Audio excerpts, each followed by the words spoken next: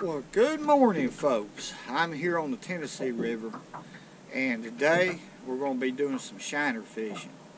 Live bait fishing for bass. One of my favorite techniques to catch them. Okay, so y'all stay with me a few minutes and let's see what we can do. Now, today I'm going to start off, folks, freelining these shiners and see what I can do over this hydrilla in milfoil off in about 8 and 9 foot of water. I'm going to start off that way. I don't really know where the fish are, but we'll just go ahead and hook one up. Now I'm just using a bait casting reel. It's a Abu Garcia, call it Silver Max. It's nothing special, really a cheap bait caster, but they're good ones. 12-pound trilene line and a 3/0 eagle claw hook. And when I'm fishing this way, let's reach in here and grab us a shiner. Let's get a big one to start with. Here's a big one. I'm just gonna nose hook him. That's my only way. Sometimes I'll hook them in the back, but it's rare. Right through that nostril, like that. And that's a shiner. Yeah, that shiner's probably about 9 inches long. He's a pretty good size one. Let's get him on out in there. Now, free lining, I just get away from the shiner. 30 foot behind the boat is good enough. 30, 40 feet behind the boat. Just that drag in case that big boy hits.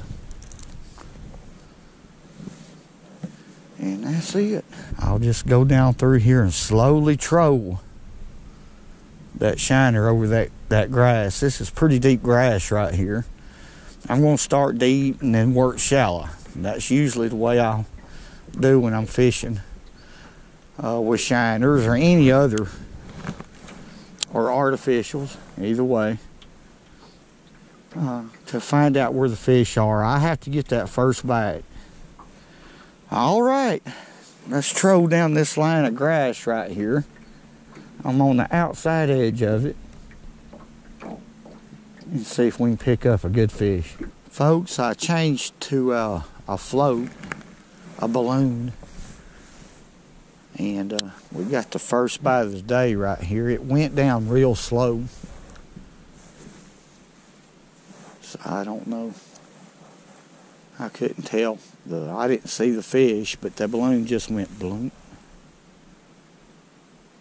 Didn't have my camera on, but I'm letting him have it. There he is. Let's see how big he is. That was on a big shiner too.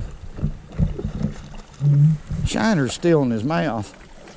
Come on, boy. There we go. That wasn't too much of a battle. This water's cold. It's 50 degrees, and they ain't got just a whole lot of power. Unless I hook a really big fish. This is a pretty good bass, though.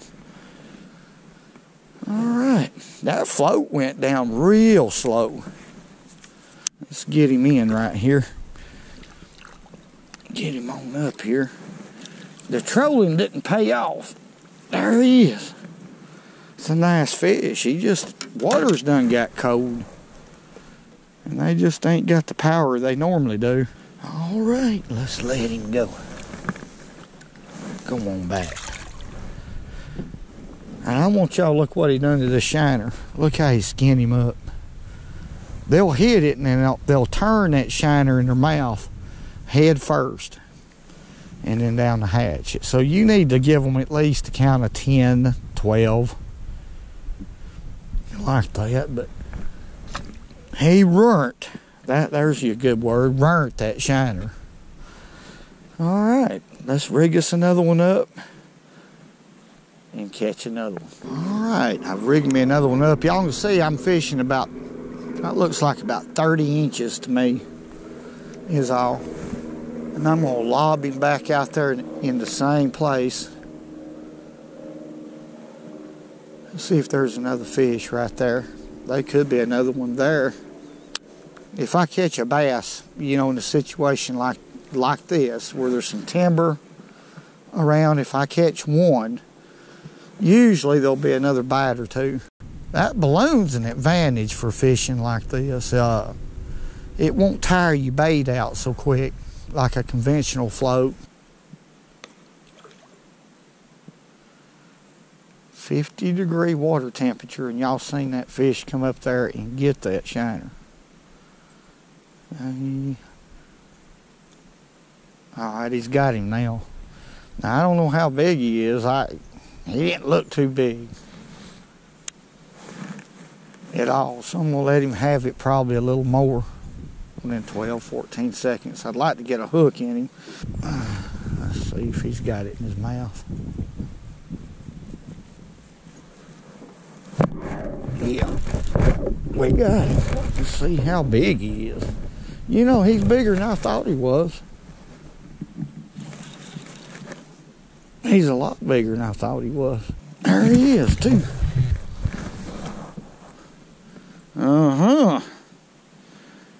You never know. He looked like he was about 2 pounds, but he's a lot bigger than that. He ain't a trophy, but he's a good fish right here.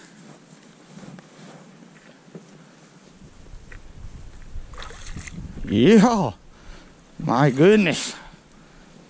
You're talking about eating a shiner, he did.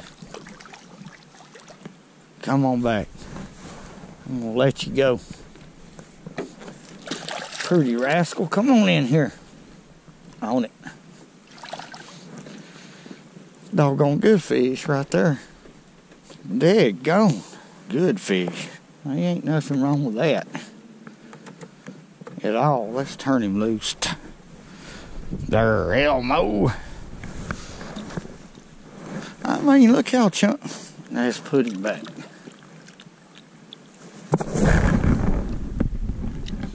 He bit me. He's got me. There he goes. Hey, let's catch another one. There it goes.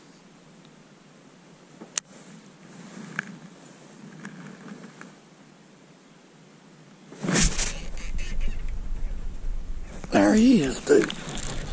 I had to set the hook real quick on that fish. That's a good one.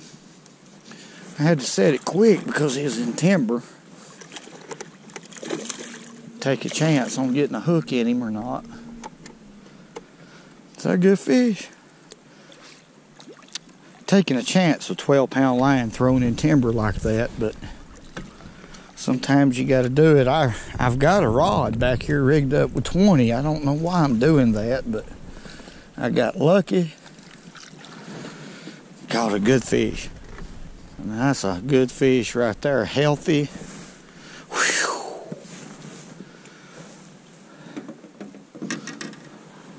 Beautiful. That was hard to do, folks. I put a lot of pressure on that fish to get him out of that timber.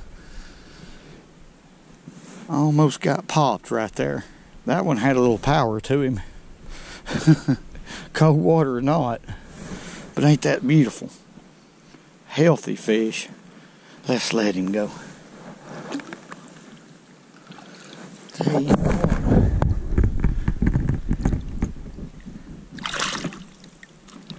Go on back. All right. I feel good.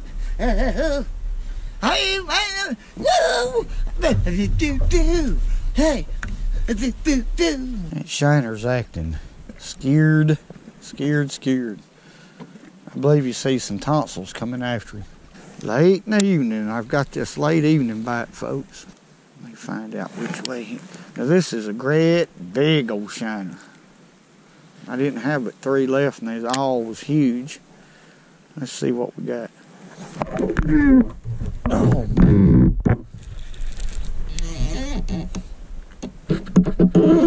It's a good one. But he's wrapped up right here. He is wrapped up. My goodness. Come on out of there. It's a good fish. I mean, a good one. Daggone it. There he come loose. Oh, I'm sorry y'all couldn't see right there. That was a bad old now. He was wrapped up. There's a tree right here. And right on the end of it, he was wrapped up. Oh, it's a good bass right here. That's the one I wanted to catch. No doubt. Or bigger. Come on here. Woo! Yep, he's mad. Come on in here, boy. Now that is a chunky fish right there. Beautiful. Classic bass. All right. Hey, let's let him go. I'm proud to get that bite right there. I've been having it pretty tough, but that's fishing. Go on back in there. Well, folks, that's just about it. I tell you, if I hadn't had this 7-foot halo rod, this is a 7-foot halo rod.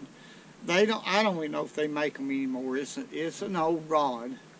Everything I got's old, including me. Now, it's 7 foot long, medium heavy action, with a what is this? A Team KVD reel loaded with 20-pound test Cajun line.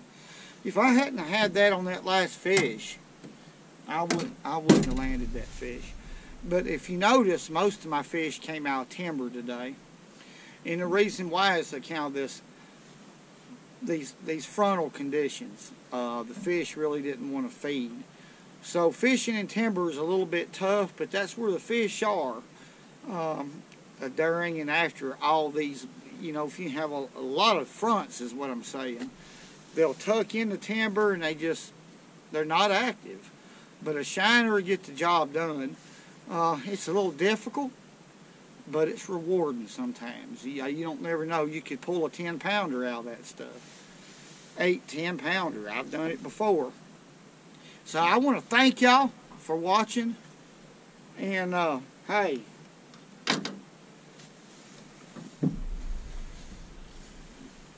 oh man, I just can't. It's up. Ooh. And remember, go fishing when you can. The call gets good for you.